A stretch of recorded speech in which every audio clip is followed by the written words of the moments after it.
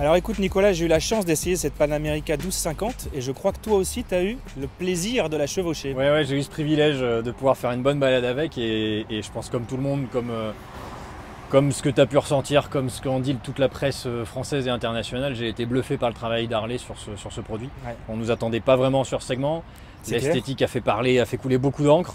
Mais si je vais reprendre ce qu'avait noté Motostation qui m'avait bien plu, qui disait que si les haters et les moqueurs sont aussi des rouleurs, on va bientôt plus beaucoup les entendre. Et bravo, je trouve que c'est bien adapté à ce moto. Très beau. Ouais. Je crois connaître le journaliste qui a ce genre de formulation. Tu salueras de ma part. Bah écoute, moi ce qui m'a vraiment marqué, c'est qu'elle est très facile, maniable et qu'elle est vraiment comme les trails qu'on peut connaître depuis des années dans cette catégorie. Donc ils sont arrivés de très loin à très fort, très vite. Moi j'ai pu essayer les deux modèles, alors suspension classique, suspension électronique, on a le choix entre les deux.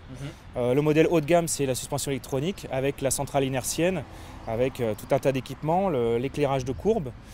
Et le modèle de base, on va dire, qui lui est en mode classique, suspension classique, embrayage classique, on va dire. Au niveau performance, c'est quand même loin de ce qu'on connaît chez Harley. Ouais, c'est loin de ce qu'on connaît, ouais. C'est très loin de ce qu'on connaît. C'est plein du début à la fin, il y a une allonge de dingue. Et en même temps, de 0 à 5000, elle est assez exploitable. Ouais. On veut rider tranquille avec madame ou avec les copains, elle est cool. Et dès qu'on passe 5000, ça devient un démon, là, ça prend vraiment les toits. On a tout, on a les protège-mains, on a le pare-brise réglable à la main. On a le régulateur de vitesse d'origine, si je ne me trompe pas. C'est ça, les poignées chauffantes. Les poignées chauffantes d'origine. La bagagerie en option sur un pack spécifique, je crois. Ouais, c'est ça. Alors il y a plusieurs types de bagagerie. Il y a les valises comme ça, très trail, très sur le marché. Il y a aussi des valises qu'on appelle sport, qui n'ont pas besoin de kit de fixation, donc qui vont permettre de se fixer directement sur la moto quand on les enlève. C'est clean, il n'y a pas de support, rien du tout. Et puis il y a des bagages souples aussi pour les aventuriers touche-main, voilà, ce qui permet si jamais on échappe la moto, ça casse pas les valises. Donc ils ont pensé à ça aussi, donc c'est top. Et puis ils ont énormément développé tout ce qui est le dashboard, qui est assez intuitif, qui est assez facile à utiliser. On navigue bien dans les menus, c'est connecté avec le téléphone qui a l'application Harley. C'est vrai que c'est aussi le plus, on a vraiment le fameux infotainment qu'on a sur les autres modèles de la gamme, notamment les Touring.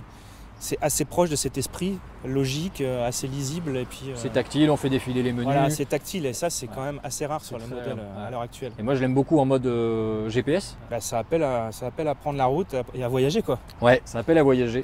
Ça appelle à voyager, à rouler et voilà, encore une fois. Et c'est accessible. Et c'est accessible. Et c'est vrai qu'on a même nous concessionnaires, on a un peu été surpris du placement prix qui est en dessous du marché. Ou de la référence en tout cas.